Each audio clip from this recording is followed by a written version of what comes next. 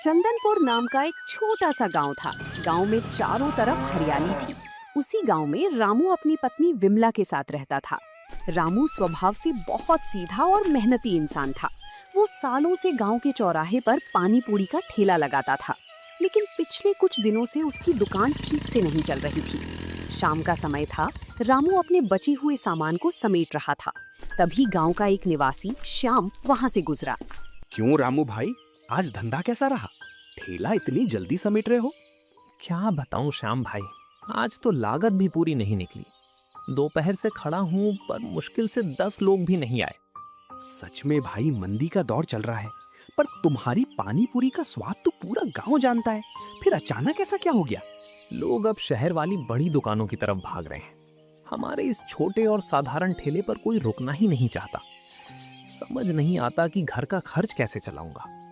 हिम्मत मत हारो रामू, वक्त हमेशा एक जैसा नहीं रहता। तुम थोड़ा सा अपने तीखे पानी का स्वाद बदलो, शायद लोग फिर से आने लगे। कोशिश तो पूरी कर रहा हूं श्याम भाई, पर जब जेब खाली हो तो नया कुछ करने में भी डर लगता है। अगर कल भी ऐसा ही रहा तो मुझे उधार मांगना पड़ेगा। उधार के चक्कर में मत पड़ना भाई, कर्ज इंसान को खा जाता है। तुम बस मेहनत करो। अच्छा, मैं चलता हूँ, घर पर सब राह देख रहे होंगे। रामू ने सिर हिलाया और अपना ठेला आगे बढ़ा दिया। जब वो घर पहुंचा तो उसकी पत्नी विमला दरवाजे पर ही खड़ी उसका इंतजार कर रही थी। रामू के चेहरे की मायूसी देखकर वो सब समझ गई। आज फिर से वही हाल रहा क्या?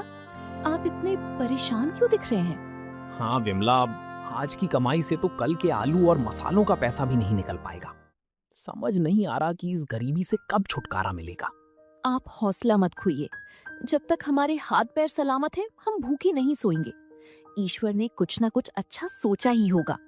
तुम्हारी यही बातें मुझे टूटने नहीं देती विमला, पर कल सुबह के लिए आटा और मसाले लाने के पैसे भी नहीं हैं। मुझे मुखिया जी से कुछ पैसे उधार मांगने ही होंगे। मुखिया जी? वो तो बहुत कड़क इंसान है, बिना ब्याज के एक पैसा नहीं देते। क्या कोई और रास्ता नहीं है?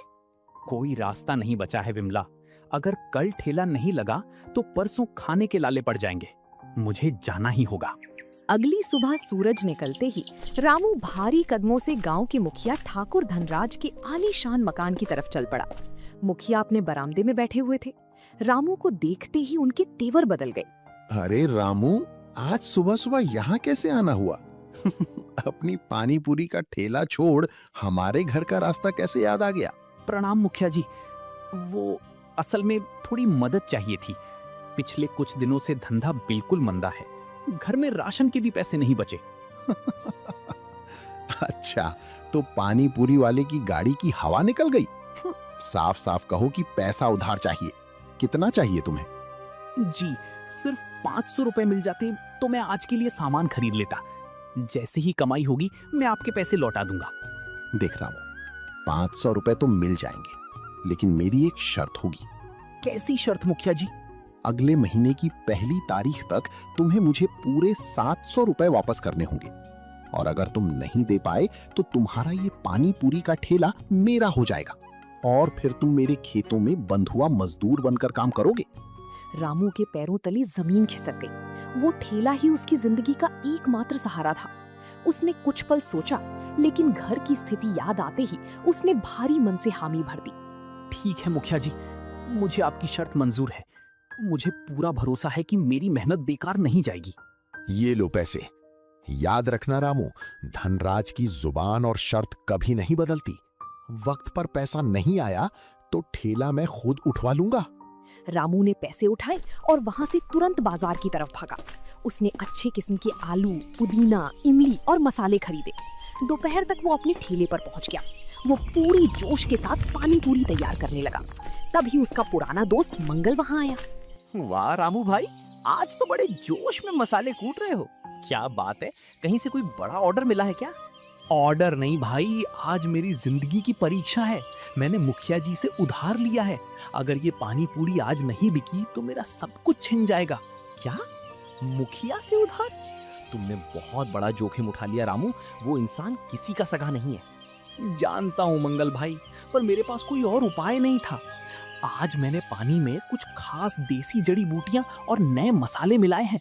देखना, आज जो भी खाएगा वो उंगलियां चाटता रह जाएगा। चलो, तुम्हारी ये हिम्मत देखकर अच्छा लगा। भगवान करे आज तुम्हारी सारी पानी पूरी बिक जाए। लो, पहला ग्राहक मैं ही बनता हूँ, मुझे एक प्लेट खिलाओ। रामू ने मुस्कुराते हुए मंगल को पहली पानी पूरी खिलाई। मंगल ने जैसे ही उसे मुंह में डाला, उसकी आंखें खुली की खुली रह गई। स्वाद सचमुच लाजवाब था। अरे भाई रामू, ये तुमने क्या जादू कर दिया? ऐसा स्वाद तो मैंने अपनी पूरी जिंदगी में कभी नहीं चखा। सच कह रहे हो मंगल भाई? तुम्हें सच में पसंद आया या सिर्फ मेरा दिल रखने के लिए बोल रहे हो? अरे सच कह रहा हूँ भाई, इस पानी में जो तुमने पुदीने और सूखी इमली के साथ वो गुप्त मसाला मिलाया है, उसने तो कमाल ही कर दिया।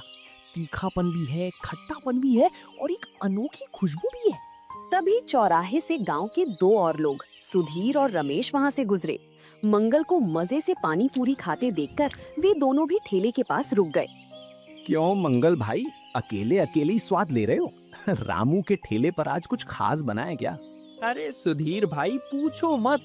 आज रामू ने जो पानी पूरी बनाई है, उसे खाकर आत्मा तृप्त हो गई। तुम दोनों भी एक बार आजमा कर देखो। पर रामू की पानी पूरी तो हमेशा जैसी ही साधारण होती है, इसमें ऐसा क्या अलग होगा?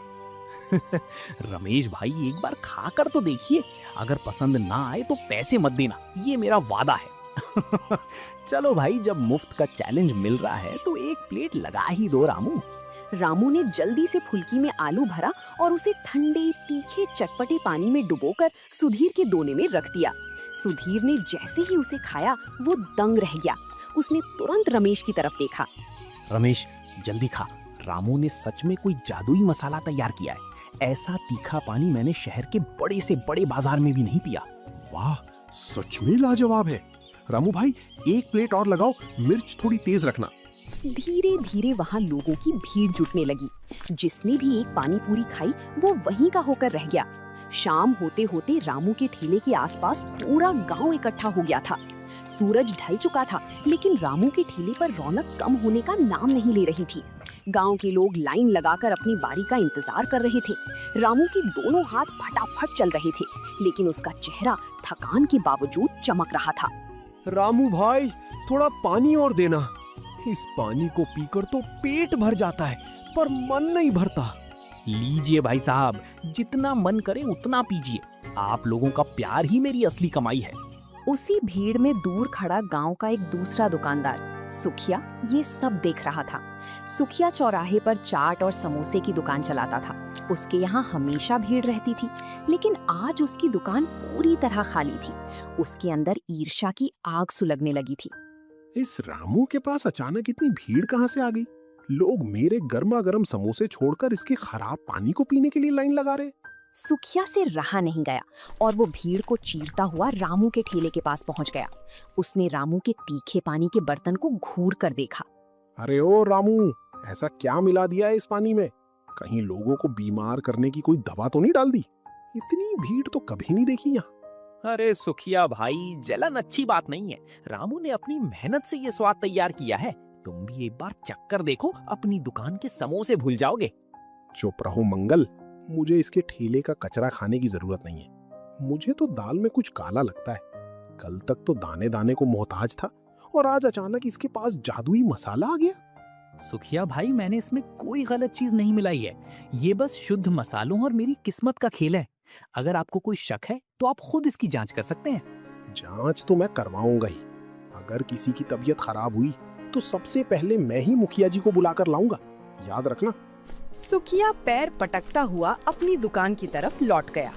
रामू का मन थोड़ा उदास हुआ, लेकिन ग्राहकों के प्रोत्साहन ने उसका हौसला फिर बढ़ा दिया।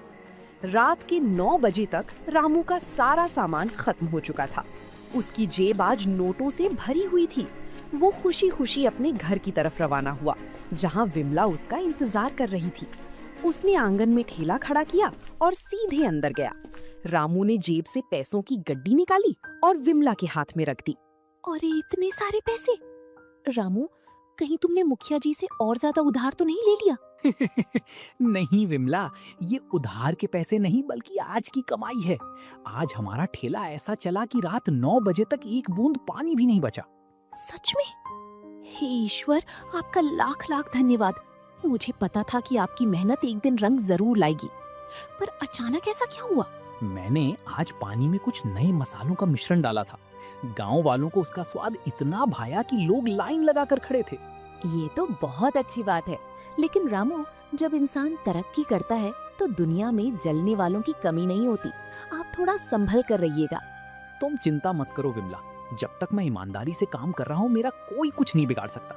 चलो जल्दी से खाना लगाओ, सुबह फिर से मंडी जाना है। वहीं दूसरी तरफ गांव के एक सुनसान कोने में सुखिया और मुखिया जी के वफादार आदमी कालू के बीच एक गुप्त मुलाकात हो रही थी। सुखिया का चेहरा ईर्ष्या से लाल था। कालू भाई, तुम्हें बस एक छोटा सा काम करना है। उस रामू की पानी पूरी ने मेरा पूरा धंधा चौपट कर दिया है। बोलो सुखिया भाई, क्या करना है? क्या उसके ठेले को तोड़ दूं या उसे गांव से भगा दूं? नहीं, ऐसा करने से सब मुझ पर शक करेंगे। तुम्हें बस आज आधी रात को उसके घर जाना है, जहां वो अपना ठेला खड़ा करता है। वहां जाकर उसके पानी के बर्तनों में ये कड़वा और बदबूदार तेल मिला देना है। समझ गया। सुबह जब वो पानी बनाएगा तो उसका स्वाद इतना गंदा हो जाएगा कि लोग थूकने लगेंगे। उसका नाम और धंधा दोनों एक झटके में खत्म। बिल्कुल सही। और जब लोग उसकी शिकायत करेंगे तो मुखिया जी खुद उसका ठेला जब्त कर लेंगे। फिर न रहेगा बांस, न बजेगी बांसुरी। कालू ने सिर हिलाया और रामू के घर की तरफ निकल गया। सुखिया मन ही मन रामू की बर्बादी का जश्न मनाने लगा। अगली सुबह रामू हमेशा की तरह जल्दी उठा। वो बहुत उत्साहित था। उसने मंडी से ताजा पुदीना और मसाले लाकर रख दिए थे। विमला रसोई में आलू उबाल रही थी। रामू अपने बर्तनों को साफ करने के लिए जैसे ही ठेले पर गया, उसे कुछ अजीब सी गंध आई। ये कैसी अजीब सी महक है, जैसे कोई खराब तेल गिरा हो। विमला, तुमने यहाँ कुछ फेंका था क्या? नहीं तो, मैंने तो वहाँ कुछ नहीं फेंका। क्या हुआ? रामू ने जब पानी बनाने वाले बड़े पीतल के बर्तन को उठाया तो देखा कि उसके अंदर एक अजीब सा काला गाढ़ा तेल चिपका हुआ था। उसने बर्तन को सूंघा और तुरंत पीछे हट गया। अरे नहीं, ये तो वही गंदी महक है। किसी ने रात में मेरे बर्तनों में कोई खराब तेल मिला दिया है। ये बर्तन पूरी तरह खराब हो चुका है। हे भगवान, ये किसका काम हो सकता है? कल ही तो आपने इसे अच्छे से धोकर रखा था। अब आज पानी कैसे बनेगा? ग्राहक आने वाले होंगे। ये जरूर किसी जलने वाले का काम है। वो चाहता है कि मैं आज धंधा ना कर पाऊं ताकि मुखिया जी का कर्ज ना चुका सकूं। अब हम क्या करेंगे रामू? हिम्मत हारने से काम नहीं चलेगा विमला। वो मेरा बर्तन खराब कर सकते हैं, मेरी किस्मत और मेरा हुनर नहीं। हमारे पास जो दूसरा छोटा स्टील का बर्तन है उसे निकालो। पर वो तो बहुत छोटा है, उसमें तो आधा पानी भी नहीं आएगा। कोई बात नहीं, हम 2 बार में पानी बनाएंगे। मैं इस खराब बर्तन को नदी पर ले जाकर मिट्टी और नींबू से रगड़ कर साफ करूंगा। तुम तब तक नए बर्तन में थोड़ा पानी तैयार करो। हम हार नहीं मानेंगे। रामू बर्तन लेकर नदी की तरफ भागा। रास्ते में उसे मंगल मिला जो खेत पर जा रहा था। रामू के हाथ में बर्तन और चेहरे पर परेशानी देखकर मंगल रुक गया। क्या हुआ रामू भाई? इतनी सुबह सुबह बर्तन लेकर कहाँ भागे जा रहे हो? ठेला लगाने की तैयारी नहीं करनी क्या? क्या बताऊं मंगल भाई, रात को किसी ने मेरे बड़े बर्तन में कोई जहरीला तेल मिला दिया। पूरा बर्तन महक रहा है। आज का धंधा खतरे में है। ये पक्का उस सुखिया का काम होगा। कल वो बहुत जल रहा था। तुम फिक्र मत करो रामू, मैं तुम्हारे साथ नदी पर चलता हूँ। हम दोनों मिलकर इसे अभी साफ करते हैं। उस सुखिया की साजिश को हम कामयाब नहीं होने देंगे। दोनों दोस्त तेजी से नदी की तरफ बढ़ गए। रामू के दिल में डर जरूर था, लेकिन मंगल का साथ पाकर उसका हौसला बढ़ गया था। नदी के किनारे रामू और मंगल ने मिलकर मिट्टी और नींबू से उस पीतल के बर्तन को इतनी बुरी तरह रगड़ा कि वो चांदी की तरह चमक उठा। बर्तन से वो गंदी महक पूरी तरह गायब हो चुकी थी। रामू तुरंत घर भागा और विमला के साथ मिलकर दुगने जोश से तीखा पानी और आलू का मसाला तैयार किया। दोपहर को वो सही समय पर चौराहे पर पहुंच गया। वहां सुखिया अपनी दुकान के बाहर खड़ा होकर मुस्कुरा रहा था। उसे लग रहा था कि आज रामू आएगा ही नहीं। लेकिन जैसे ही रामू ने अपना ठेला लगाया, सुखिया के चेहरे का रंग उड़ गया। ये कैसे हो सकता है? कालू ने तो कहा था कि उसने बर्तन बर्बाद कर दिया है। ये रामू का बच्चा फिर से ठेला लेकर आ गया।